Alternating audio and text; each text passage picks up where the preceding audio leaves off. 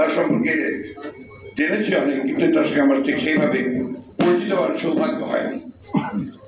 বেশ কিছুদিন পরে 1971 সালে যুদ্ধের সময় যখন আমরা ভারতবর্ষে চলে গেছি ও যখন আমরা নিজেরাই যুদ্ধে লিপ্ত হয়েছি, সেই সময় পঞ্চগড় জেলার তেঁতুলিয়া থানা যেটা, সেটা মুক্ত এলাকা ছিল।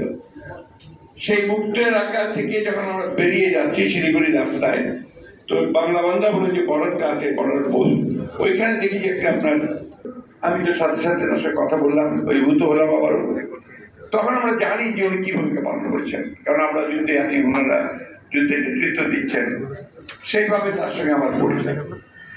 আর সব শেষে এটা আমার একটা দুঃখেরও কথা ব্যক্তিগতভাবে, উনি যখন একেবারে মৃত্যুশয্যায়, সেই সময় আমি জানি না কেন উনি তার একজন শরীরকে দিয়ে আমাকে একটা মেসেজ পাঠিয়েছিলেন।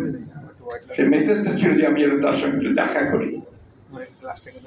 আমি যখন এরকম একটা প্রস্তুতি নিয়েছি, ঠিক এমন সময় খবর পেলাম তিনি আর নেই, চলে গেছেন।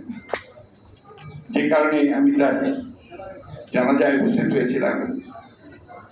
এই মানুষটিকে ব্যক্তিগত ভাবে তার পরিচয় দিলে তো একেবারে চরম অন্যায় করা হবে। এই মানুষটি, এই নেতা, নিঃসন্দেহে এখানে যারা আছেন, আমাদের বক্তারা সবাই বলেছেন যে মুক্তি সংগ্রামের যে চালিকা শক্তি হিসাবে তিনি কাজ করেছেন।